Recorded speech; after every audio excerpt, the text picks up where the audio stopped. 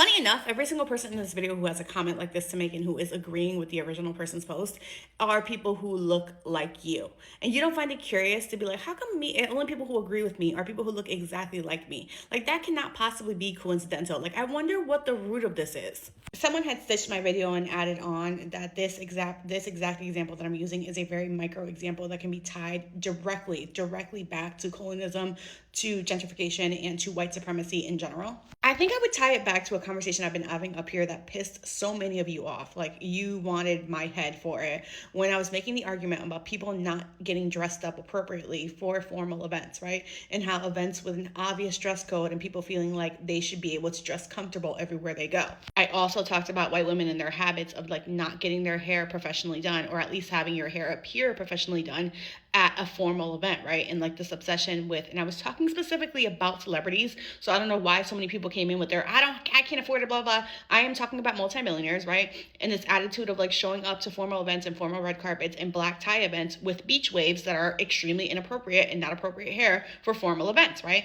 And everybody got so angry, specifically the white women, and like started crying about policing people and trying to control people and this and the third. And it's like, you're not oppressed because you are being asked to fulfill your half of a social contract. The difference between a special occasion and just a normal gathering is attire. Is that people get into costume, right? Is that there are special clothing items, there's special makeup, there is special hair that is done for this occasion to mark it as special. So if your hair is done the same exact way that it's done 364 days a year, guess what? This is not a special occasion. And my argument still remains the same, is that these events take people months. Someone put months of planning, months of effort, months of sweat and tears into making this night special. And the way that you acknowledge that and the way that you show their effort respect is by also putting in effort to your appearance. Is showing up and looking different than you usually do so that they understand that you took extra time to care about the way that you look, to show them, I care about this event. I care about the effort and the work that went into making this event possible. And therefore, I wanted to show you that by also putting care and effort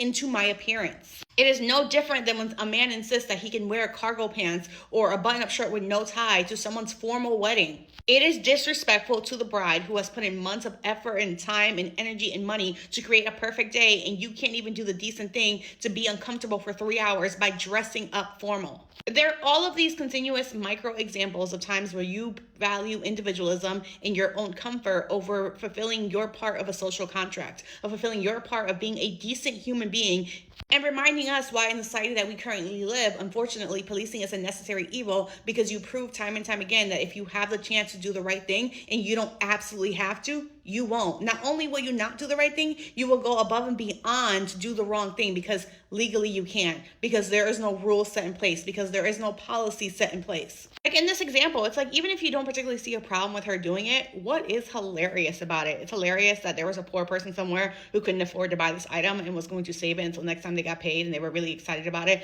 And mind you, it was small items like candles and blushes and stuff that probably cost $10 or $12. So that was definitely a poor person who was like, hey, next time I get paid, I'll have an extra $10 and I can come back and get this candle. And now it's hilarious that you robbed that poor person of this small moment of happiness, and you did it intentionally. You were malicious and you went out of your way to do it. And my argument still remains the same. Like, it's not that, of course, that hiding an item makes you entitled to the item. No, of course not. Obviously not, right? And had she stumbled across these items kind of organically, then sure, buy them. My point is that she made the video and she was outside the store and says, I'm going into the store to look for where people hide stuff so I can buy stuff. It was her intention. So much so that in the video, she looks over to a rack where there's stuff that's hidden out, that has been put out by employees for people to buy. And it's like, oh my God, I think that's really cute. And she goes, oh no, I'm getting distracted. That's not what I'm here for. Let's continue looking for the stuff. Like, her sole intention of going into the store was to take stuff that she knew other people had put away and were trying to save for themselves. And you don't see how that's mean-spirited and nasty? Capitalism, but very specifically also white supremacy, has taught you that it's not enough for you to win. Like, it's not enough for you to live a good life. It's not enough for you to have good things.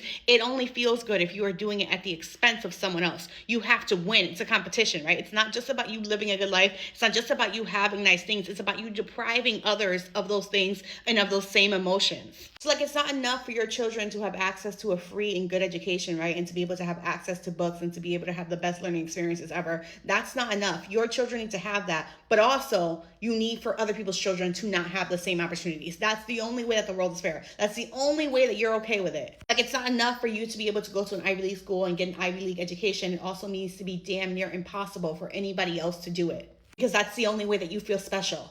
It's the only way that you feel like you won. It's not just about your accomplishments. It's not just about things that you've gained for yourself. It's also about making it as hard as possible for the next person to be able to accomplish anything, for the next person to be able to get anything. And when I point out like the thought process behind it and being like, hey, that's cruel and that's a malicious and nasty way to think, the argument, especially in this specific example, is, well, there's no policy. Well, there's no rule that allows them to do that. Which is like funny, because it's like you don't understand social contracts when it's your turn to fulfill them, but let it be your wedding day and someone shows up to your wedding day wearing a beige dress and you will have a heart attack. You and everybody on the internet will be like, how dare you, disgusting. You understand there's no rules against somebody wearing white to a wedding, right? Like, there's no law against that. It's not illegal, right? But it's an understanding social contract that out of respect to the bride, you don't do it. So how come when you are at the center of the social contract, right, when you are the person who has something to gain from it, when it is about you, when it's about something that benefits you, all of a sudden you understand the importance of people following and obeying social contracts? But when it comes to any other situation, it's about you. It's individualism. It's, well, if I want it, I can do it. I hope all of your future mother-in-laws show up to your weddings wearing white floor length gowns.